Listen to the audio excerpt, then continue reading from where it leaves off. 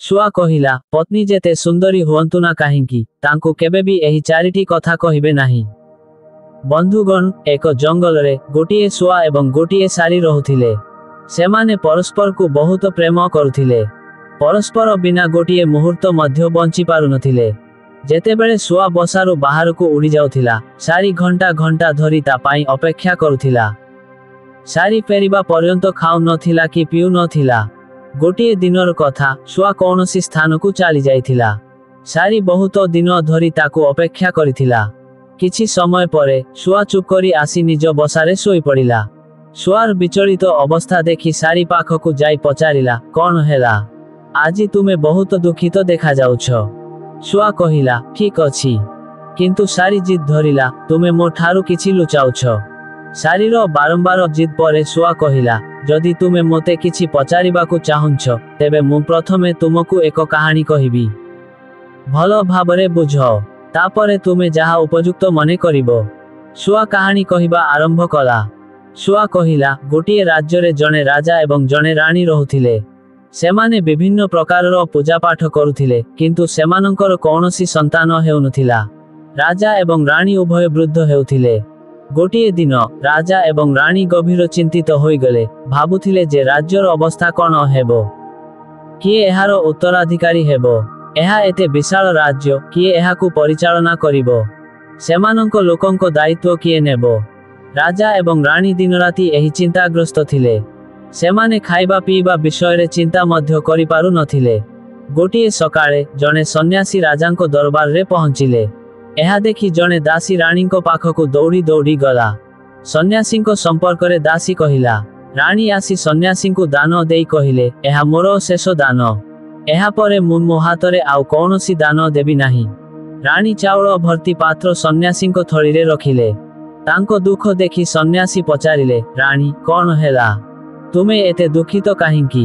ରାଣୀ କାନ୍ଦି କାନ୍ଦି ସାଧୁଙ୍କୁ ସବୁ କିଛି କହିଲେ। ସାଧୁ ତାଙ୍କୁ ଅନୁଗ୍ରହ କଲେ। କିଛି ମୁହୂର୍ତ୍ତ ଗମ୍ଭୀର ରହି ସାଧୁ କହିଲେ, ଚିନ୍ତା କର ନାହିଁ। ତୁମର ସନ୍ତାନ ଇଚ୍ଛା ପୂରଣ ହେବ। ତୁମର ଗର୍ଭରୁ ଏକ ପୁତ୍ର ଜନ୍ମ ହେବ। ସେ କେବଳ 14 ବର୍ଷ ପାଇଁ ତୁମ ସହିତ ରହିବ। ତାପରେ ସେ ଏହି ନଶ୍ୱର ଜଗତରେ ରହିପାରିବ ନାହିଁ।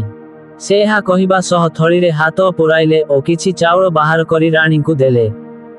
ସେ କହିଲେ, ତୁମେ ଏବଂ ରାଜା ଏହି ଚାଉଳରୁ କ୍ଷୀରି ତିଆରି କରି ଖାଇବ। ଏହାପରେ ତୁମର ପୁତ୍ର ସନ୍ତାନ ଜନ୍ମ ହେବ। ଏହା କହି ଋଷି ଚାଲିଗଲେ। ଋଷି ଚାଲିଯିବା ପରେ ରାଣୀ ଉଭୟ ଦୁଃଖୀ ଓ ଆନନ୍ଦ ହେଲେ। ପୁତ୍ର ସନ୍ତାନ ହେବା କଥା ଭାବି ଆନନ୍ଦ ହେଉଥିବା ବେଳେ ପରମାଜୁ 14 ବର୍ଷ କଥା ଭାବି ଦୁଃଖୀ ହେଲେ। ଶୁଆ କହିଲା, ସେହି ରାତିରେ ତାଙ୍କର ସମସ୍ତ ରାଜକୀୟ କର୍ତ୍ତବ୍ୟ ସମାପ୍ତ କରିବା ପରେ ରାଣୀ ରାଜାଙ୍କ ପାଖକୁ ଯାଇ ସବୁ କିଛି କହିଲେ। ରାଜା କହିଲେ, ଆମେ ପୂର୍ବରୁ ବହୁ ଦାନ ଧର୍ମ କଲୁ, କିନ୍ତୁ କିଛି ଫଳ ପାଇଲୁ ନାହିଁ। ଏହି କ୍ଷୀରି କ'ଣ ସତରେ ଆମକୁ ସନ୍ତାନ ଦେବ? ରାଣୀ ଉତ୍ତର ଦେଲେ, ଏହା ବିଚାର କରି ପରଦିନ ରାଜା ଓ ରାଣୀ ସ୍ନାନ କରି ଈଶ୍ୱରଙ୍କ ନାମ ଜପି ଚାଉଳରୁ କ୍ଷୀରି ତିଆରି କରି ଖାଇଲେ। କିଛି ଦିନ ବିତିଗଲା ପରେ ରାଣୀ ଗର୍ଭବତୀ ହେଲେ। ଋଷିଙ୍କ ଭବିଷ୍ୟବାଣୀ ସତ୍ୟ ହେଲା। ରାଜା ଏବଂ ରାଣୀ ଅତ୍ୟନ୍ତ ଆନନ୍ଦିତ ହେଲେ। ରାଜା ରାଣୀଙ୍କୁ କହିଲେ, ମହାରାଜ, ଋଷି ପ୍ରକୃତରେ ଆମକୁ ତାଙ୍କ ଆଶୀର୍ବାଦ ଦେଇଛନ୍ତି। 9 ମାସ ପରେ ରାଣୀ ଏକ ଅତି ସୁନ୍ଦର ପୁତ୍ର ସନ୍ତାନ ଜନ୍ମ କଲେ। ପୁଅର ମୁହଁ ବହୁତ ଉଜ୍ଜ୍ୱଳ ଥିଲା। ରାଜା ବଡ଼ ଧୁମଧାମରେ ପୁତ୍ରର ନାମକରଣ ଉତ୍ସବ କଲେ ଏବଂ ଅନେକ ଦିନ ପର୍ଯ୍ୟନ୍ତ ଉତ୍ସବ ଚାଲିଲା। ଏହାପରେ ରାଜା ରାଜ୍ୟର ସବୁଠାରୁ ବିଦ୍ୱାନ ପଣ୍ଡିତଙ୍କୁ ପୁତ୍ରର କୁଣ୍ଡଳୀ ଦେଖିବା ପାଇଁ ଡାକିଲେ। ପଣ୍ଡିତ ସେହି ପୁତ୍ରର କୁଣ୍ଡଳୀ ଦେଖି ଚିନ୍ତିତ ହେଲେ। ସେ କହିଲେ, ମହାରାଜ, ଏହି ପୁତ୍ର କେବଳ 14 ବର୍ଷ ବଞ୍ଚିବ। ମନରେ ବହୁତ ଦୁଃଖ ଆସିଲେ ବି ରାଜା ପୁଅ ମୁହଁକୁ ଦେଖି ଏହା ଭୁଲିଗଲେ। ପରମେଶ୍ୱରଙ୍କ ଉପରେ ସବୁ କିଛି ଛାଡ଼ିଦେଲେ। ରାଜକୁମାର ଦିନକୁ ଦିନ ବଡ଼ ହେଲା। ଯେତେବେଳେ ରାଜକୁମାରଙ୍କୁ 7 ବର୍ଷ, ରାଜା ଜଣେ ଭଲ ଶିକ୍ଷକ ନିଯୁକ୍ତ କଲେ। ରାଜକୀୟତା ଏବଂ ଘୋଡ଼ା ଚାଳନା ସମେତ 12ଟି ବିଦ୍ୟା ଶିକ୍ଷା ଦେଲେ। 12 ବର୍ଷ ବୟସରେ ଏକ ସୁନ୍ଦର ରାଜକୁମାରୀ ସହିତ ରାଜା ପୁଅର ବିବାହ କଲେ। 2 ବର୍ଷ ବିତିଗଲା। ପୁଅ 14 ବର୍ଷ ବୟସରେ ପହଞ୍ଚିବା ପରେ ଗୋଟିଏ ଦିନ ରାଜକୁମାର ରାଜାଙ୍କୁ କହିଲେ, ବାପା, ମୁଁ ମୋ ରାଜ୍ୟ ଭ୍ରମଣ କରିବାକୁ ଚାହୁଁଛି। ଆଜି ପର୍ଯ୍ୟନ୍ତ ମୁଁ ଏହି ରାଜ ଦରବାର ଏବଂ ଏହି ପ୍ରାସାଦ ବାହାରେ କିଛି ଦେଖି ନାହିଁ। ରାଜା ବହୁତ ଚିନ୍ତିତ ହୋଇଯାଆନ୍ତି, କାରଣ ତାଙ୍କ ପୁଅର 14ତମ ବର୍ଷ ଆରମ୍ଭ ହୋଇଗଲାଣି। କିଛି ଅପ୍ରତ୍ୟାଶିତ ହେବାର ସମୟ ପାଖେଇ ଆସୁଛି। किंतु राजा तांको पुओकु किछि कहि पारिले नाही। मोहनरे हस फुटाई राजा कहिले, हन हन जाओ पुओ, तुमे तुमरो राज्य भ्रमण करी देखिबा उचित। सबु किछि जानिबा बहुत गुरुत्वपूर्ण। काली तुमे मो परे राजा हेबो। केवल गोटिए कथा मनए रख, तुमे केउठिकु जाउछ, कोन करूछ ताहा केबे भी तुम स्त्री को कहिबो नाही। पुओ उत्तर देला, ठीक अछि बापा, तुमे जाहा कहिबो मु ताहा करिबी। राजकुमार दिन सारा तांको स्त्री सहित आनंदरे दिन बिताइले एवं ठीक राति 12टारे से उठी बाहर को चली जाती। सकाळ हेबा पूर्वरु से तांको प्रासाद को फेरी आसी सोई पड़ती। एहा अनेक दिन पर्यंत चलिला। एबे पुओर 14तम जन्मदिन पाई आउ मात्र किछि दिन बाकी थाए। गोटिए दिन तांको स्त्री तथा सानो रानी राति अधरे उठी पड़िले।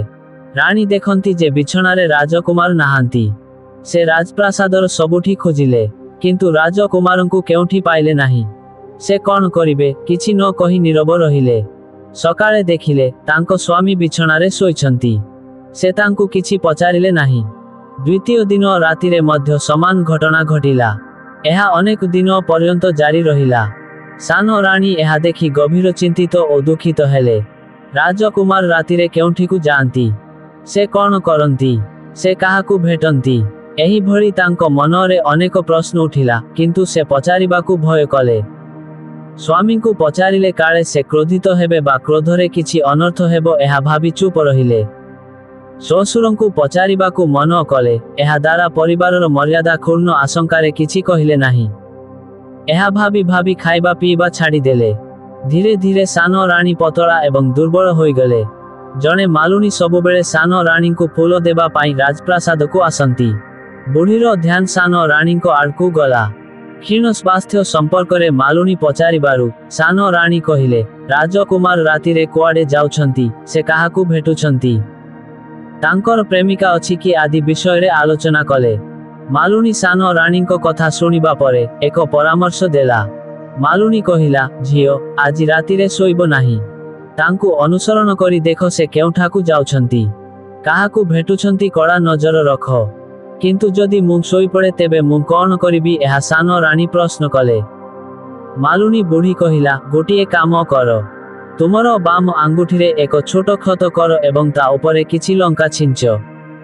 एहा बहुत पोड़ाजड़ा करिबो एवं जंत्रणा तुमको सारा राति जाग्रत रखिबो। सानो रानी मालुनी कथारे तांको आंगुठीरे एक छोट क्षत करी सेथिरे किछि लंका लगाइले। किंतु किछि समय परे से सोई पड़िले। परदिन सकाळे मालुनी बुढ़ी फूल धरी राजप्रासादरे पहुंची सानो रानी को पचारिला, कौन हेला झियो, तुमे राजकुमार अंकु देखिलो कि से कुआडे गले।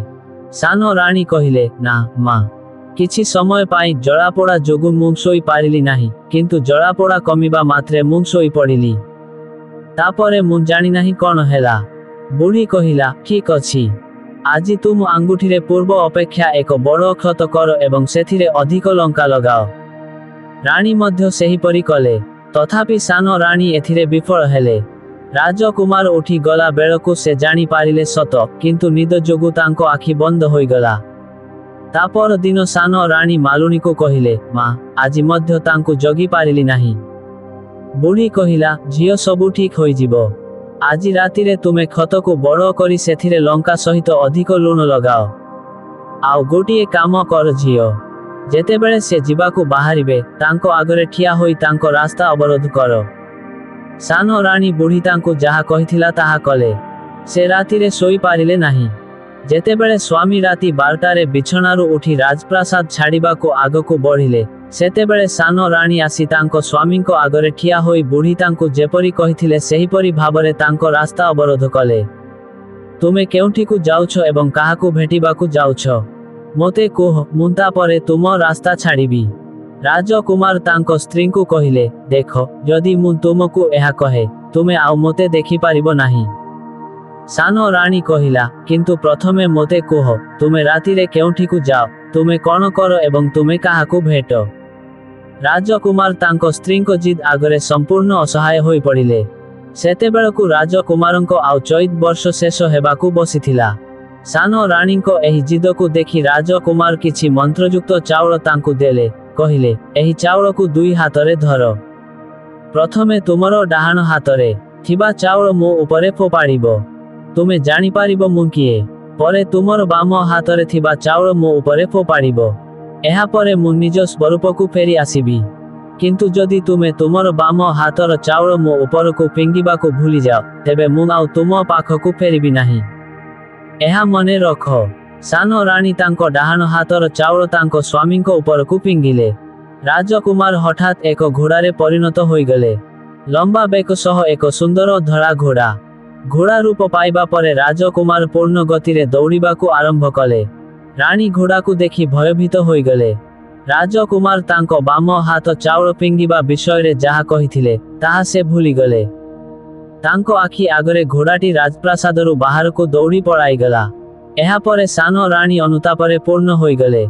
से निजकु धिकार कले। राजकुमार आउ केबे फेरिले नाही। पुओकु न देखि राजा और रानी गभीर दुखित हेले। अपेक्षा कले, भाबिले गोटिए दिन तांको पुओ फेरी आसीबो। शेषरे धीरे धीरे 6 मास बीतीगला। किंतु राजकुमारंको कौनसी चिन्ह नथिला। पुओकु खोजिबा पाई राजा राज्यर प्रत्येक ग्रामकु सैनिक पठाइले, किंतु कौनसी लाभ हेला नाही। सानो रानी अनुतापरे बुड़िले। भाबिले तांको जिद पाई से स्वामींकु हराइले। गोटिए दिन जहा हेउना काहिंकी से तांको खोजी घरकु फेराई आनिबाकु प्रतिज्ञा कले। से सकाळे उठी तांको ससुरंको पाखकु गले। से घोषणा कले, मु मो स्वामींको पाखरे अपराध करिछि। मो स्वामी क्रोधरे एठारु चाली जाइछन्ति। मु तांकु जे कौनसी मूल्यरे पाइबी एवं मु तांकु खोजिबाकु जाउछि। राजा और रानी जहा चाहुथिले जे कौनसी प्रकारे पुओकु खोजिबा आवश्यक। सेमाने बहुकु जिबा पाई अनुमति देले।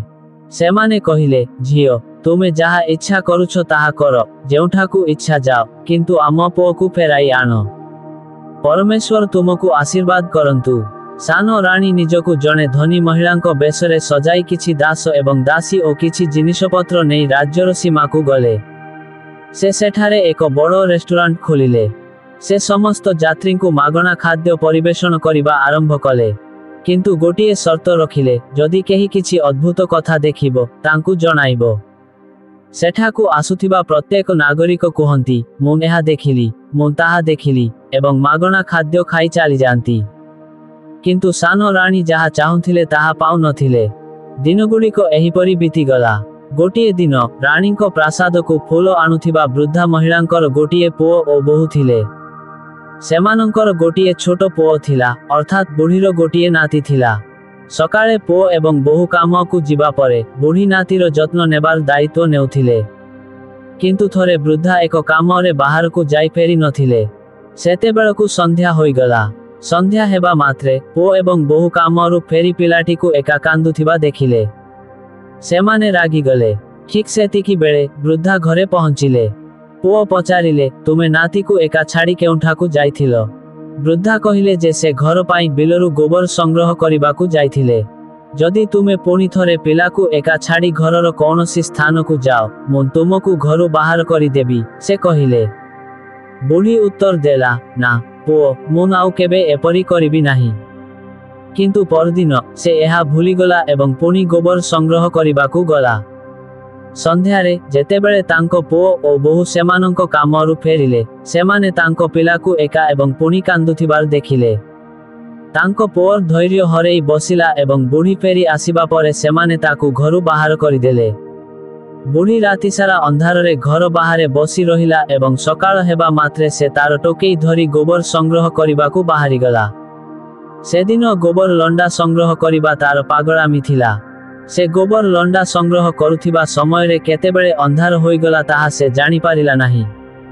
जेतेबेळे से अनुभव कला सेतेबेळे गां रास्ताकु स्पष्ट भाबरे देखि पारिला नाही। अंधार भितरे कौनसी प्रकारे आगकु बढ़िला। एहारी भितरे से रास्ता भूलीगला। तापरे बेकरे घंटी शब्द करी एक गाय आसुथिबा देखिबाकु पाइला।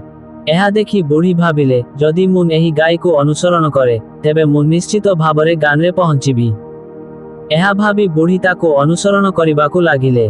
गायटी सेही खेतरु आरंभ करी गोटिए परे गोटिए 6टी खेत पार होई शेषरे सप्तम खेतरे पहुंचिला। सेठारे जहा घटिथिला ताहा एही परी। खेतरे एक बड़ो पत्थर थिला, जाहाकु गाय तार सिंगरे आघात करी हटाई देला। पत्थरटी हटिगला परे पाताल लोककु जाइथिबा एको सीढ़ी दृश्यमान हेला। गायटी सेही सीढ़ी तळकु ओह्लाइबा आरंभ करिबा मात्रे बुढ़ी तुरंत गाईर लांज पाखरे पहुंचिला। लांजकु धरी से गाई सहित पाताल लोककु ओह्लाई गला। पाताल लोकरे पहुंचिबा परे बुढ़ी तुरंत गाईर लांज छाड़ी चारिपाखकु देखिबाकु लागिला। सेठारे से देखिला जे पातालपुर आलोकरे गुंजरित हेउछि, दीप जळुछि एवं गाई उपरे उज्जवल आलोक पडुछि एवं अद्भुत घटनामान घटुछि। गाईटी तळकु जिबा मात्रे ता बेकरे एक पघा लागिगला। केही जणे ताकु दुहिंबाकु लागिला, किंतु जिए एहा करुथिला से अदृश्य थिला। एसबु देखि बुढ़ी भयभीत होइगला। से भाबिला जे से केउठी पहुंचिछि। से लुचिबा पाई सबुठी खोजिले, किंतु कौनसी स्थान पाइले नाही। सबुठी आलोक थिला। से एक कोणरे ठिया होई नीरबरे तांको सम्मुखरे कोण घटुछि ताहा देखुथिले। किछि मुहूर्त परे हठात एक धड़ा घोड़ा देखागला एवं सेठारे दुईटी पोखरी थिला। घोड़ाटी गोटिए पुष्करिणी रे डेई पड़ी बाहरी आसिला परे जणे राजकुमारंको रूप धारण कला। राजकुमार हेबा परे से अन्य एक पुष्करिणीर पानी रे गाधोइला। एहा परे से नूतन पोशाक पिंधि सेठारे पड़िथिबा एक सुंदर आसन रे बसिला। तांको सम्मुखरे खाद्य एक कप क्षीर ओ पान आसिला। राजकुमार खाइले। क्षीर पीबा परे पान खाइले। सज्जारे शोइबा पूर्वरु से सूर्य देवतांको मनए पकाइले। तांको सम्मुखरे आसी एक शुआ पहुंचिला। राजकुमार शुआकु पचारिले, शुआ शुआ मो पितामाता किपरि अछंती? शुआ उत्तर देला, सेमाने सेमानंको पुओ पाई दुखरे बुड़ी रहिछंती। से पचारिले, राज्य किए परिचालना करुछि? शुआ उत्तर देला, राज्यकु मंत्री परिचालना करुछि। राजकुमार पचारिले, मो स्त्री कौन करुछंती? शुआ चुप रहिला। शुआर कथा सुनी राजकुमार कहिले, ठीक अछि। तापरे से सोई पड़िले। बुढ़ी एक कोणरे ठिया होई ए सबु देखुथिले। तांको जीवनरे से प्रथम थर पाई एपरी एक अभूतजनक घटना देखिले। तांको भितरे गभीर अस्वस्थी अनुभव कले। तांकर भोक एवं तृषा भूली से आगकु कौन हेबो ताहा देखिबाकु चाहिथिले। राति एहिपरि बीतीगला। सकाळ हेला। राजकुमार जिए बिछणारे शोइथिले उठी सेही पोखरीकु डेई पड़िले। तापरे से निजकु एक घोड़ारे रूपांतरित कले एवं पोखरीरु बाहरी आसिले। से बाहरी आसिबा मात्रे से शीघ्र पाताळरु बाहरी गले। तापरे पूर्व राति परी केही जणे गाईकु क्षीर दुहिंबाकु लागिले। गाई क्षीर देबा परे ता बेकरे थिबा रसी खोलीगला एवं गाईटी सीढ़ी आड़कु द्रुत गतिरे दौड़िबाकु लागिला। गाई जाउथिबा देखि बुढ़ी महिला भाबिबाकु लागिले, एबे गाई सहित एठारु जिबा बुद्धिमानर काम, नचेत मो उपरे असुविधा आसिपारे। बुढ़ी गाईर लांज धरी ता सहित बाहरकु बाहरी आसिले। गाई जेतेबेले समतल भूमि रे पहुंचिला, सुरंग छाए छाए बंद होइगला एवं ता मोहन रे रखा जाइथिबा बड़ पत्थरटी ता स्थान रे रहिगला। उपरकु चढ़िबा परे गाई जंगल को दौड़ी पळाइगला। एही समय रे बुढ़ी संपूर्ण विस्मित होई पाताल रे से जहा देखिला ताकु काहाकु कहिबो बोली भाबिला। हठात तांकु मनरे पड़िला जे सहर उपकंठरे जणे महिला अछंती जिए एक रेस्टोरेंट चलाउछंती एवं जिए तांकु किछि नुआ कहिले तांकु मागणा खाद्य देउछंती। एहा भाबी से भाबिले, मु काहिंकि सेही महिलांकु कहिबि नाही। जदि से राजी हुअंती तेबे मु जीवन सारा खाद्य एवं पानीयर समस्त कष्टरु मुक्त पाइबी। बुढ़ी मने मने भाबिले एवं तुरंत रेस्टोरेंटर प्रवेश द्वार रे झुलुथिबा ड्रम पाखकु जाई जोररे बजाइबाकु लागिले। ड्रम वाद्य शुणी मालिकानी तथा सानो राणी आनंदित हेले। से भाबिले जे हुएतो केही जणे विशेष वार्ता नै आसिछंती। राणी सैनिकमानंकु जिबाकु एवं आसिथिबा समस्तंकर भल जत्न नेबाकु निर्देश देले। निर्देश पाई सैनिक माने तळ महलाकु दौड़ी गले एवं जणे वृद्धा महिलांकु ड्रम बजाउथिबा देखिले। सेमाने वृद्धा महिलांकु पचारिले, तुमर कौन होइछि? तुमे काहिंकि ड्रम बजाउछ? वृद्धा महिला उत्तर देले, किछि नाही। मु एठाकु आसिछि कारण मागणा खाद्य मिलुछि। मु खाइबाकु चाहुछि। सैन्य कहिले, किंतु तुमे कहो किछि नुआ कथा तुम पाखरे अछि कि? वृद्धा महिला उत्तर देले, हां मु कहिबी। मु गोटिए कथा जानिछि। एहा सुनी सैनिक माने तांकु भितरकु नै गले। सेमानंकु सेमानंको मालिकानी निर्देश देइथिले जे सेठाकु आसुथिबा जे कौनसी वृद्धा व्यक्तिंकु सम्मानर सहित व्यवहार करिबाकु, सेमानंको सहित सम्मान एवं सेवा करिबाकु। सैनिक वृद्धा महिलांकु बहुत सम्मानर ସହିତ ସ୍ୱାଗତ କଲେ ଏବଂ ବିଭିନ୍ନ ଖାଦ୍ୟରେ ଭର୍ତ୍ତି ଏକ ବଡ଼ ଥାଳି ତାଙ୍କୁ ପରିବେଷଣ କଲେ। ବୃଦ୍ଧା ମହିଳା 2 ଦିନ କିଛି ଖାଇ ନଥିଲେ। ସେ ଭୋକିଲା ଥିଲେ। ଖାଦ୍ୟ ଦେଖିବା ମାତ୍ରେ ଆନନ୍ଦରେ ଖାଇଲେ। ସୈନିକମାନେ ତାଙ୍କୁ ପିନ୍ଧିବା ପାଇଁ ଏକ ନୂଆ ଶାଢ଼ୀ ଦେଲେ। ତାପରେ ସେମାନେ ତାଙ୍କୁ ରାଣୀଙ୍କ ପାଖକୁ ନେଇଗଲେ। ବୃଦ୍ଧା ଏବଂ ରାଣୀ ତୁରନ୍ତ ପରସ୍ପରକୁ ଚିହ୍ନି ପାରିଲେ। ବୁଢ଼ୀ କହିଲା, ଝିଅ, ତୁମେ? ରାଣୀ ଉତ୍ତର ଦେଲେ, ମା, ତୁମେ? କିଛି ସମୟ ପାଇଁ ସେମାନେ ବିଭିନ୍ନ କଥାବାର୍ତ୍ତା କଲେ।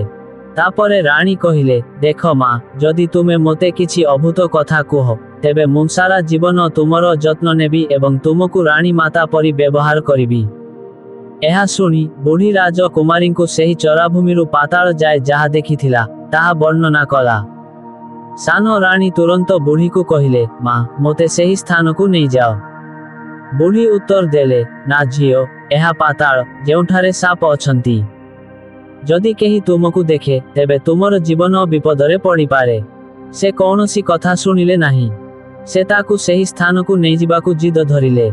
ଶେଷରେ ବୁଢ଼ୀ ରାଜି ହେଲେ ଏବଂ କହିଲେ, ଠିକ୍ ଅଛି, ମୁଁ ତୁମକୁ ସେଠାକୁ ନେଇଯିବି। ତୁମକୁ ସନ୍ଧ୍ୟାରେ ଯିବାକୁ ପଡ଼ିବ। ପରଦିନ ଅପରାହ୍ନରେ ସାନ ରାଣୀ ବୁଢ଼ୀ ସହିତ ସେହି କ୍ଷେତକୁ ଗଲେ ଏବଂ କୌଣସି ସ୍ଥାନରେ ଲୁଚି ରହିଲେ, ଗାଈ ଫେରିବା ପାଇଁ ଅପେକ୍ଷା କଲେ।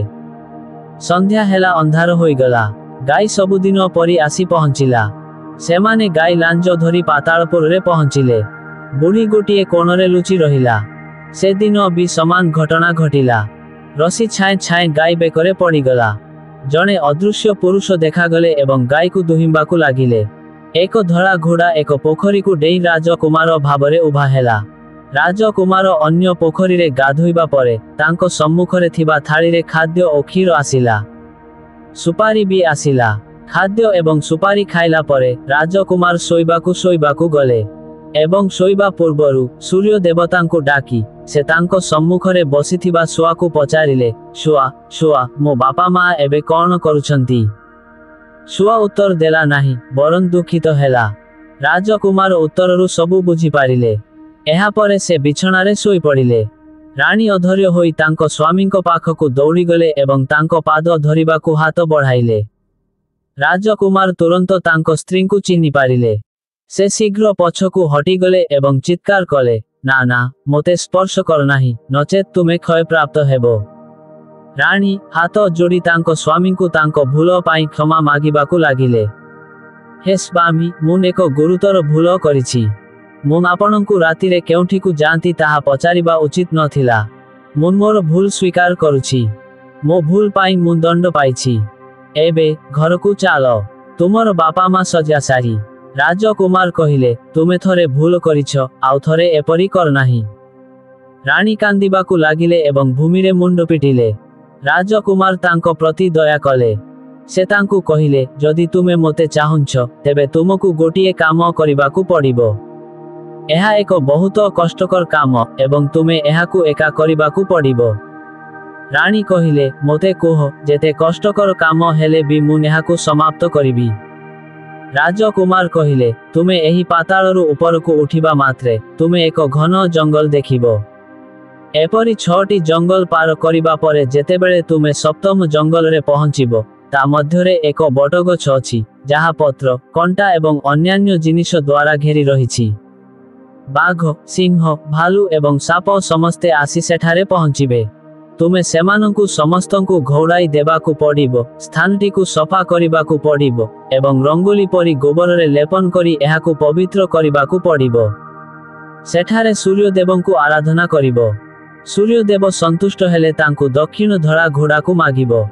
ରାଜକୁମାର ଏହା କହି ତାଙ୍କ ବିଛଣାରେ ଶୋଇବାକୁ ଗଲେ ଏବଂ ସାନ ରାଣୀ ସକାଳ ପାଇଁ ଅପେକ୍ଷା କଲେ। ସକାଳ ହେବା ମାତ୍ରେ ସେ ଗାଈର ଲାଞ୍ଜ ଧରି ବୁଢ଼ୀ ସହିତ ଉପରକୁ ଆସିଲେ। ଉପରକୁ ଆସିବା ପରେ ସେ ବୁଢ଼ୀକୁ କହିଲେ, ଆମ୍ମା, ମୁଁ ଏବେ ଏକା ଯିବି। ତୁମେ ଭୋଜନାଳୟକୁ ଫେରିଯାଅ। ସେ ଜଙ୍ଗଲ ଭିତରକୁ ଯାଇ ରାଜକୁମାର ତାଙ୍କୁ ଯାହା କହିଥିଲେ ତାହା ଖୋଜିଲେ। ସେ ଏକ କରତରେ ସବୁକିଛି କାଟି ଅଞ୍ଚଳ ସଫା କଲେ। ରାଜକୁମାରଙ୍କ ନିର୍ଦ୍ଦେଶ ଅନୁସାରେ ସେ ଅଞ୍ଚଳ ସଫା କଲେ, ଚୂନ ଦ୍ୱାରା ରଙ୍ଗ କଲେ ଏବଂ ଚନ୍ଦନ, ଧୂପ ଏବଂ ଅଗରବତୀ ଜାଳିଲେ। ପରଦିନ ସୂର୍ଯ୍ୟୋଦୟ ପୂର୍ବରୁ ସେ ଏସବୁ କଲେ ଏବଂ ସୂର୍ଯ୍ୟ ଦେବତାଙ୍କୁ ପ୍ରାର୍ଥନା କରି ବସିଲେ। ତାଙ୍କ ସ୍ୱାମୀଙ୍କ ଭବିଷ୍ୟବାଣୀ ଅନୁସାରେ ସୂର୍ଯ୍ୟ ଦେବତାଙ୍କ ରଥ ଠିକ୍ ମଧ୍ୟାହ୍ନ 12ଟାରେ ସେହି ସ୍ଥାନରେ ଅଟକିଗଲା। ଯେତେବେଳେ ସୂର୍ଯ୍ୟ ଦେବତା ରଥରୁ ତଳକୁ ଚାହିଁଲେ, ସେ ସୁଗନ୍ଧିତ ପରିବେଶ ଦେଖି ଆନନ୍ଦିତ ହେଲେ। ସେ କହିଲେ, ଯଦି କେହି ଏହା କରିଛନ୍ତି, ଏଠାକୁ ଆସନ୍ତୁ ଏବଂ ମୋତେ ଯେକୌଣସି ବର ମାଗନ୍ତୁ ଯାହା ଆପଣ ଚାହୁଁଛନ୍ତି। ମୁଁ ନିଶ୍ଚିତ ଭାବରେ ତାହା ପ୍ରଦାନ କରିବି। ରାଣୀ ଏହି କଥା ଶୁଣିବା ପରେ ସେ ସୂର୍ଯ୍ୟ ଦେବତାଙ୍କ ପାଖକୁ ବିନା ଦ୍ୱିଧାରେ ଦୌଡ଼ିଗଲେ, ତାଙ୍କୁ ପ୍ରଣାମ କଲେ ଏବଂ କହିଲେ, ପ୍ରଭୁ, ମୁଁ ଏହି ସ୍ଥାନକୁ ସଫା କରିଛି। ତେଣୁ ଆପଣ ଯେକୌଣସି ବର ମାଗନ୍ତୁ ଯାହା ଆପଣ ଚାହୁଁଛନ୍ତି। ପ୍ରଭୁ, ମୁଁ ଆପଣଙ୍କ ରଥର ଦକ୍ଷିଣ ଧଳା ଘୋଡ଼ା ଚାହୁଁଛି। ସୂର୍ଯ୍ୟ ଦେବତା ଉତ୍ତର ଦେଲେ, ନା ନା, ମୁଁ ଆପଣଙ୍କୁ ତାହା ଦେଇପାରିବି ନାହିଁ। ମୁଁ ଆପଣଙ୍କୁ କୌଣସି ପରିସ୍ଥିତିରେ ରଥର ଏହି ଘୋଡ଼ା ଦେଇପାରିବି ନାହିଁ। ମୋର 12ଟି ଘୋଡ଼ା ଅଛି। ସାନ ରାଣୀ ଶୁଣିଲେ ନାହିଁ। ସେ ସୂର୍ଯ୍ୟ ଦେବତାଙ୍କୁ ବାରମ୍ବାର କହିଲେ, ଯାହା ହେଉନା କାହିଁକି, ମୁଁ ଆଉ କିଛି ଚାହୁଁନାହିଁ, ମୁଁ କେବଳ ଆପଣଙ୍କ ରଥର ଦକ୍ଷିଣ ଧଳା ଘୋଡ଼ା ଚାହୁଁଛି।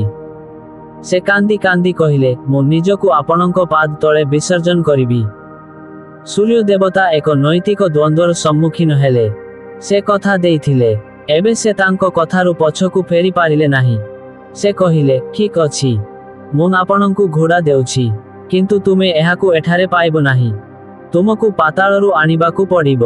ରାଣୀ କହିଲେ, ପାତାଳ ଲୋକ କ'ଣ? ମୁଁ ଭଗବାନଙ୍କୁ ଖୋଜିବା ପାଇଁ ଯେକୌଣସି ସ୍ଥାନକୁ ଯାଇପାରିବି।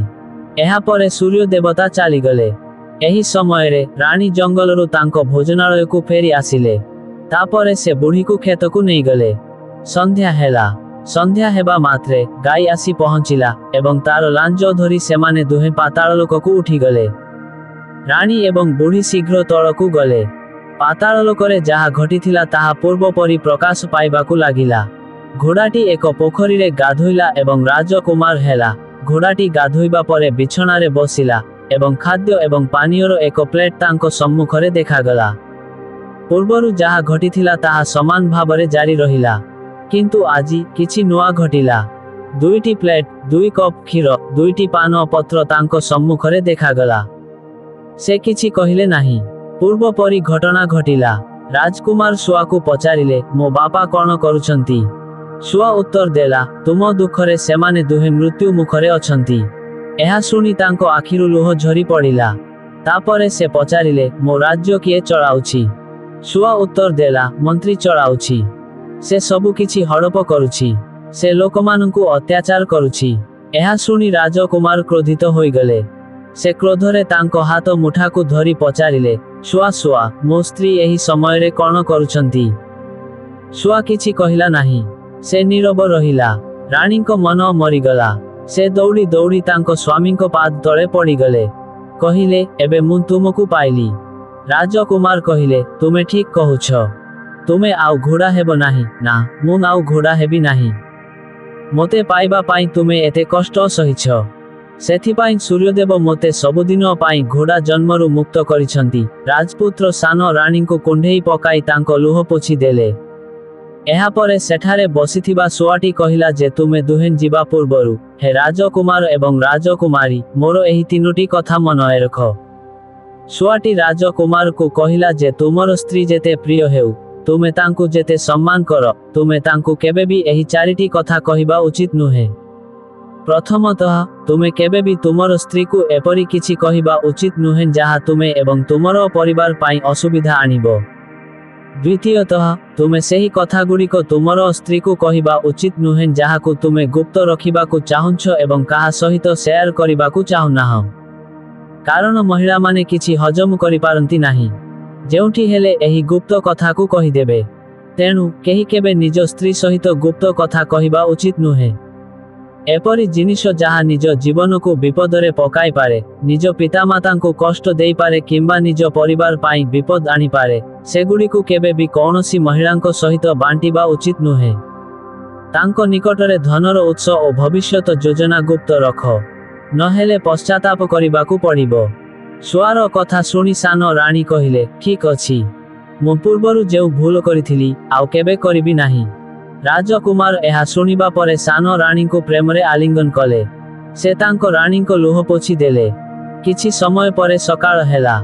ଗାଈର ଶିକୁଳି ଛିଡ଼ିଗଲା ଏବଂ ତାହା ପୃଥିବୀକୁ ବାହାରି ଆସିଲା। सान राणी राजकुमार एवं बुढ़ी महिला एहार लांज धरी ऊपर को चढ़ी गले। एहा परे सेमाने सीधा डाइनिंग हॉल को गले। सेमाने सेठारे समस्त जिनिषपत्र बांटी देले, ताला पकाई देले एवं निज राज्य को फेरी गले। तांको पुअर फेरिबा देखि मंत्री भयभीत होई गले। राजकुमार तांको बंदी करी निजे राज्य नियंत्रण कले। एहा परे राजकुमार तांको पितामाता को भेटिबा पाई सान राणीको सहित तांको प्रासाद को गले। आउ राजकुमार देखिले तांको पितामाता सजा सारी। पुओ को देखि राजा एवं राणी को आखिरु लुह झरी गला। सेमाने तांको आलिंगन कले एवं स्नेह कले। एहा परे सेमानंको स्वास्थ्य रे हठात उन्नति हेला। सेमाने निज सजारू उठी बसी निज पुओ को आशीर्वाद कले। राजांको पुओर आगमनर खबर सारा राज्य रे व्यापी गला। एहा सुनी लोकमाने बहुत खुशी हेले। समस्त लोक राजप्रासाद रे एकाठी हेले। राजकुमार सेमानंको सम्मुखरे उपस्थित हेले। सेमानंकु प्रतिश्रुति देले जे सेही दिन ठारू सेमाने कौनसी प्रकारर जंत्रणा भोग करिबे नाही। एही प्रतिश्रुति देबा परे से तांको सिंहासन आरोहण कले एवं जने भलो राजा होई तांको राज्य को भलो भाबरे शासन करिबाकु लागिले। से तांको स्त्री एवं तांको पितामातांको सहित एक सुख एवं शांतिपूर्ण जीवन यापन कले। से बुढ़ी को तांको सहित रखिले। बंधुगण, आपनंकु एही कहानीटी किपरि लागिला? भलो लागिथिले दयाकरी भिडियोटी को लाइक करंतु एवं चैनल को फॉलो करंतु। नमस्कार। जय श्री राम, जय श्री जगन्नाथ।